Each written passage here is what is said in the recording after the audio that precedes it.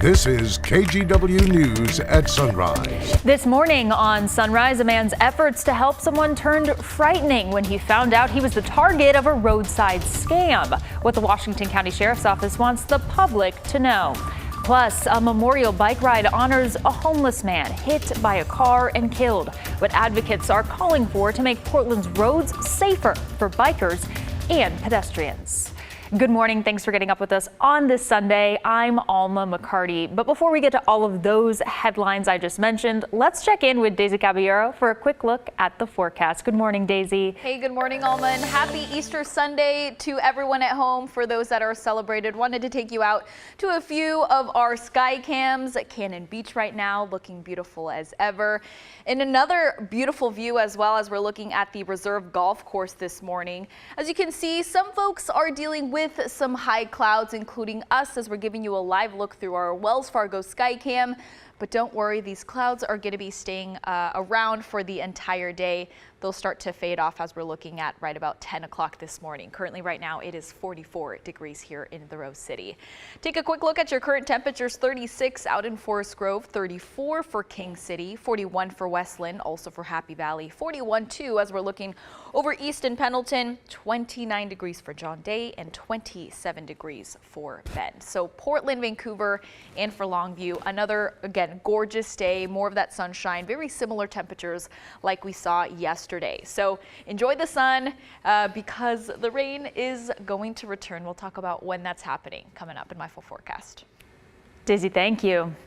All right, today we have a warning from the Washington County Sheriff's Office. They say scammers are trying to sell fake jewelry on the side of highways and on ramps. Art Edwards spoke to a man whose effort to help someone turned into a scary situation. Mark Lewis wanted to do the right thing when he saw what looked like a motorist in trouble on Highway 219 in Washington County. It turned into a frightening incident that sheriff's deputies are now investigating. The incident happened here along Highway 219 on Monday afternoon. Lewis was in his work vehicle along with a passenger. We saw a guy with a passenger door or a driver's side door open, and it looked like he was shaking the driver. And next thing you know, he steps out and he starts waving us down. So my first thought is this guy's having a heart attack or having a diabetic episode, something. So we just pulled off right in front. They were getting ready to get out to see if they could help. And that's kind of when things got a little wild. The guy that waved us down walked up the passenger side of the door and just immediately opened the door. And he started leaning in. He had his hand on my apprentice's leg. He told a story of being a millionaire from Dubai and needed money to help a family member. He offered jewelry for cash. Lewis said he knew that he needed to get away. As he drove away, the black Mercedes SUV with California plates and the men inside began to follow. Terrified. Yeah. I'm not ashamed to say it. I was terrified. At that point, it became, oh, those idiots, whatever. And then it became, dude, we got to get, we have to go. We have to get out of here. We have to get home. Eventually, the SUV left them. Lewis was shaken by the incident, but says he'd still like to help people in need. He'll be cautious and has some advice to pass along. Make sure you're going to go home to your family. Make sure you go home to your family. And so if what you're going to do is going to not get you home, don't do it. Go home to your family. The Washington County Sheriff's Office says they have had several reports of similar incidents in the past 2 weeks. They advise people to be cautious when approached by someone they don't know. Art Edwards, KGW News. We're learning more about the death of a 4-year-old from Washington. More specifically, why an Amber Alert never went off when Ariel Garcia went missing. His mother, 27-year-old Janet Garcia, is now in jail on suspicion of murder. Washington State Patrol's communications director said when Ariel was reported missing, there was no sense it was an abduction. That's one of the criteria a case needs to meet before an Amber Alert can be issued. Instead, an endangered missing persons alert was sent out to the community. And it's someone who, for whatever reason, whether it's cognitive, mentally, physically, there's some situation where they're just not able to take care of themselves. They're not able to assist in their own recovery. About 6 minutes after the alert was sent to phones, Ariel's body was found. The Snohomish County Medical Examiner's report did not say an exact cause of death, but confirmed it was due to homicidal violence. There are mere hours left for Legacy Health and Regents to agree on a new insurance reimbursement plan. The two continue to go back and forth with tens of thousands of patients in the middle, hoping for a resolution.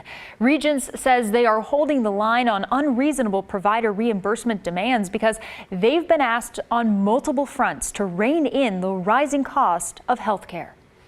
Particularly the inpatient rates that they've provided and the reimbursement that they have for their commercial members continues to be too low. Both Legacy Health and Regents say they will help patients find alternative care if they can't reach an agreement. As war rages in Gaza, Muslims in Palestine and across the world are observing Ramadan. Last night, a local mosque opened its doors to people of all faiths in an effort to promote unity during their holy month. The Rizwan Mosque and organizers from Ahmadiyya Muslim Community USA say they hope to promote a peaceful resolution in Israel and Palestine by taking the time to gather with those from different backgrounds. At the core of conflict is mistrust, and at the core of mistrust is ignorance, is an unawareness of the other. And it's really hard to mistrust, it's really hard to hate someone that you love, that you know. The organization hosted over 30 other gatherings just like this one across the United States. Saturday, dozens hopped on their bikes, all to honor a man killed last month in southeast Portland. 48-year-old David Bentley was riding a bike when he was hit by a vehicle on February 25th. Saturday's memorial ride started at Tom McCall Waterfront Park and ended in the Buckman neighborhood, where Bentley was hit. Bike Loud PDX installed a ghost bike at the site in David's honor. Bentley's mother spoke to us about what the type of person he was. David was one of the greatest people and best friends I've ever had. He was always there for people. He would do anything for you. He would have given his life for someone, which apparently kind of did. And hopefully it reaches enough hearts and enough people to where it has an effect to make changes. The driver that hit and killed Bentley was charged with first-degree manslaughter and reckless driving. We'll be right back.